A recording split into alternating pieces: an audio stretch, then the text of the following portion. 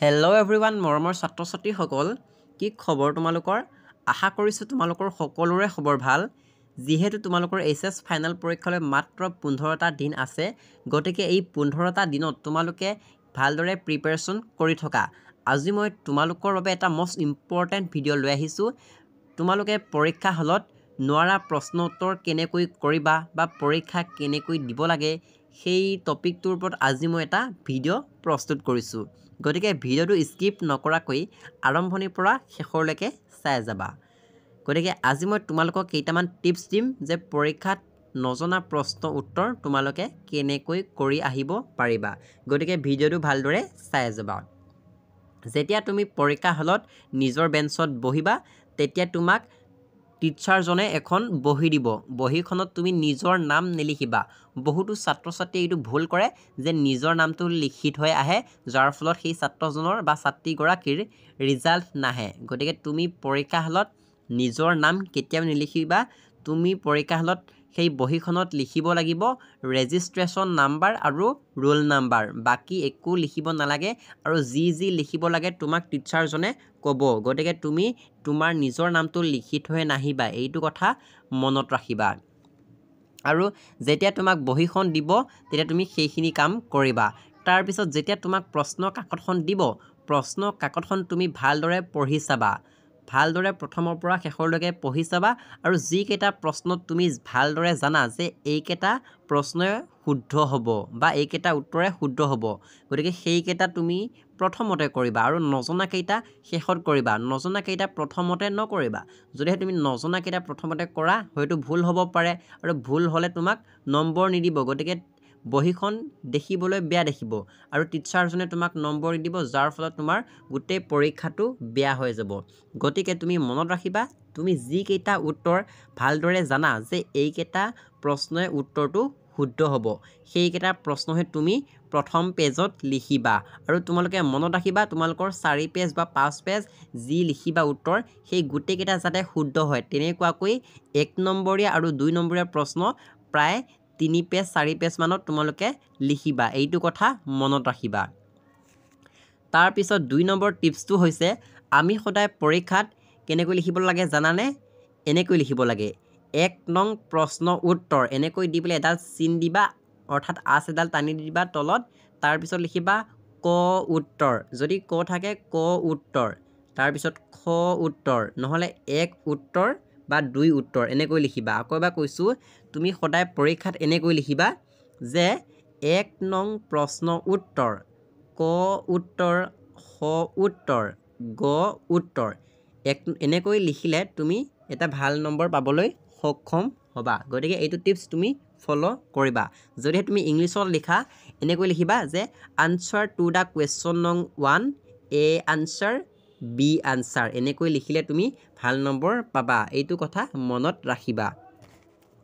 3 number টিপছটো হৈছে তুমি পৰীক্ষা হলত পৰীক্ষাৰ বহিখনত সদায় আখৰবোৰ স্পষ্টকৈ লিখিবা কাৰণ স্পষ্টকৈ বহুতো ছাত্ৰ ছাত্ৰীয়ে নিলিখে সৰুকৈ লিখে যাৰ ফলত টিচাৰজনে ধৰিব নোৱাৰে আৰু টিচাৰজনে কাটি দিয়ে বা ভাল নম্বৰ নিদিয়ে গতিকে তুমি মনত ৰাখিবা পৰীক্ষাৰ বহিত তুমি সদায় আখৰবোৰ স্পষ্টকৈ লিখিবা আৰু ডাঙৰ আখৰেৰে লিখিবা যদিহে তুমি উত্তৰটো চমুকৈ লিখা তেতিয়া তুমি ডাঙৰ আখৰেৰে লিখিলে উত্তৰটো দীঘল লাগিব বা ডাঙৰ লাগিব আৰু তেতিয়া তোমাক পৰীক্ষকজনে নম্বৰ দিব সম্পূৰ্ণ নম্বৰ দিব গতিকে মনত ৰাখিবা তুমি পৰীক্ষা হলত স্পষ্টকৈ আৰু ডাঙৰ আখৰেৰে লিখিব লাগিব তেতিয়াহে পৰীক্ষকে তোমাক ভাল নম্বৰ দিব 4 নম্বৰ টিপছটো হৈছে বেছি নম্বৰ থকা প্ৰশ্নবোৰ সদায় আগত লিখিব লাগে অৰ্থাৎ যিবোৰ তোমালোকৰ 5 নম্বৰ 6 নম্বৰ বা ৰচনা সেইবোৰ তোমালোকৰ বেছি নম্বৰ থাকে অৰ্থাৎ ৰচনাখনত 10 নম্বৰ থাকে গতিকে যিবোৰ প্ৰশ্ন বেছি নম্বৰ থাকে অৰ্থাৎ 5 6 10 নম্বৰ থকা প্ৰশ্নবোৰ তুমি আগতে লিখিবা অৰ্থাৎ তুমি 1 নম্বৰীয়া 2 নম্বৰীয়া প্ৰশ্ন লিখি হোৱাৰ পিছতেই অৰ্থাৎ 3 পেজ বা 4 পেজ মান থাকোতেই তুমি সেই 10 নম্বৰীয়া বা 6 নম্বৰীয়া প্ৰশ্নবোৰ লিখিবা কাৰণ সেইবোৰ প্ৰশ্নত বেছি নম্বৰ থাকিব আৰু তুমি শেষত সেই ৰচনাখন লিখোতে বা দীঘল প্ৰশ্ন উত্তৰ কৰিব সময় নাপাবা সেয়েহে যিবোৰ প্ৰশ্নৰ বেছি নম্বৰ থাকে সেইবোৰ প্ৰশ্ন তুমি প্ৰথমতে কৰিবা কাৰণ তুমি শেষত কৰিম বুলি ভাবিলে সময় নাটনি হ'ব আৰু তুমি কৰিব নোৱাৰিবা, যাৰ ফলত তুমি নম্বৰ নাপাবা। গতিকে যিবোৰ প্ৰশ্নৰ বেছিকৈ নম্বৰ থাকে সেইবোৰ প্ৰশ্ন তুমি অকণমান সোনকালে কৰিবলৈ চেষ্টা কৰিবা। এইটো হৈছে 4 নম্বৰ টিপছ। 5 নম্বৰ টিপছটো হৈছে তুমি যিমান পাৰা পৰীক্ষা হলত আনচাৰবোৰ পইণ্ট ৱাইজ লিখিবলৈ চেষ্টা কৰিবা, কাৰণ পইণ্ট ৱাইজ লিখিলে তোমাক নম্বৰ দিব। যদি তুমি 5টা বা 6টা পইণ্ট লিখি থৈ আহা তেতিয়া তোমাক 5 নম্বৰ দিব। আৰু তুমি মনত ৰাখিবা পৰীক্ষা হলত কিবা এটা লং কুৱেশ্যন লিখিবলৈ হ'লে তুমি আৰম্ভণি কিন্তু 1 লাইন বা 2 লাইন লিখিব লাগিব, আৰু আৰম্ভণি 1 লাইন বা 2 লাইন লিখাৰ পিছত তুমি 4টা বা 5টা পইণ্ট লিখিবা আৰু এশাৰী বা দুশাৰী তুমি সামৰণি লিখিবা, তেতিয়াহে তুমি সেই 5 নম্বৰ বা 6 নম্বৰ লাভ কৰিব পাৰিবা। গতিকে তুমি মনত ৰাখিবা পৰীক্ষা হলত তুমি সদায় উত্তৰবোৰ পইণ্ট ৱাইজ লিখিবা, তেতিয়াহে এটা ভাল নম্বৰ পাবা। পেৰেগ্ৰাফ কৰি নিলিখিবা, পেৰেগ্ৰাফ কৰি লিখিলে তোমালোকক ভালকৈ নম্বৰ নিদিয়ে। যেতিয়া তুমি পইণ্ট ৱাইজ লিখিবা তেতিয়া তোমাক সম্পূৰ্ণ নম্বৰ দিব। তাৰপিছত 6 নম্বৰ টিপছটো হৈছে নজনা প্ৰশ্ন উত্তৰ থাকিলে কি কৰিবা। যদিহে তোমাৰ পৰীক্ষা হলত নজনা প্ৰশ্ন থাকে তেতিয়াহ'লে তুমি সেই চেপ্টাৰটোলৈ মনত পেলাবা যে সেই চেপ্টাৰটোৰ লগত জড়িত থকা কিবা এটা লং কুৱেশ্যন তুমি মনত পেলাবা। অৰ্থাৎ তুমি যদি মূল ভাৱটো জানা সেই মূল ভাৱটোৰ পৰা তুমি যি জানা তাকে লিখি থৈ আহিলে তুমি নম্বৰ পাবা। গতিকে তুমি মনত ৰাখিবা পৰীক্ষা হলত যদি তুমি কিবা এটা উত্তৰ নাজানা, দীঘল প্ৰশ্ন উত্তৰ যদি নাজানা, সেই মূল ভাৱটোৰ পৰা তুমি যিখিনি কথা জানা সেইখিনি কিবা এটা লিখি থৈ আহিবা। যদিহে তুমি লিখি থৈ আহা তুমি 1 বা 2 নম্বৰ পাই যাবা, আৰু যদি তুমি এৰি থৈ আহা তুমিতো 1 নম্বৰ নাপাবা, 0 পাবা। গতিকে তুমি এইটো কথা মনত ৰাখিবা, নজনা প্ৰশ্ন উত্তৰ তুমি মূল ভাৱটোলৈ মনত পেলাবা, আৰু সেই মূল ভাৱটোৰ পৰা তুমি যিখিনি কথা জানা সেইখিনি কথাকে তুমি ভুল হওক শুদ্ধ হওক লিখি থৈ আহিবা। আৰু এইটো কাম তুমি একেবাৰে শেষত কৰিবা, যেতিয়া তুমি জনা প্ৰশ্ন উত্তৰবোৰ কৰি হ'ব তেতিয়া তুমি নজনা প্ৰশ্ন উত্তৰটো একেবাৰে শেষত কৰিবা, তেতিয়া ভুল হ'লেও শুদ্ধ হ'লেও তোমাক নম্বৰ এটা দিব। গতিকে এইটো টিপছ তুমি ফ'ল' কৰিবা। গতিকে আৰু 7 নম্বৰ টিপছটো হৈছে যেতিয়া তোমাৰ উত্তৰবোৰ সম্পূৰ্ণ কৰি হ'ব বা লিখি হ'ব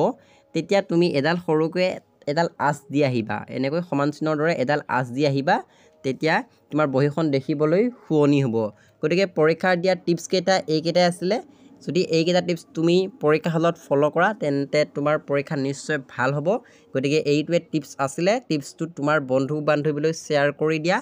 গতিকে কমেণ্ট কৰি জনাবা আজিৰ টিপছটো কেনেকুৱা লাগিল। গতিকে আশা কৰিছোঁ তোমালোকৰ সকলোৰে পৰীক্ষা ভাল হওক, যিহেতু পৰীক্ষা পালেহি। সেয়েহে বহুতো ছাত্ৰ ছাত্ৰীয়ে কৈ আছিলে যে পৰীক্ষা কেনেকৈ দিব লাগে তাক লৈ এটা ভিডিঅ' লাগে, সেয়েহে মই তোমালোকৰ বাবে এই ভিডিঅ'টো প্ৰস্তুত কৰি দিলোঁ। গতিকে যিমান পাৰা ভিডিঅ'টো তোমাৰ বন্ধু বান্ধৱীলৈ শ্বেয়াৰ কৰি দিয়া, যাতে সিহঁতেও জানিব পাৰে যে পৰীক্ষা আমি কেনেকৈ দিব লাগে। আৰু শেষত কমেণ্ট এটা কৰি জনাবা,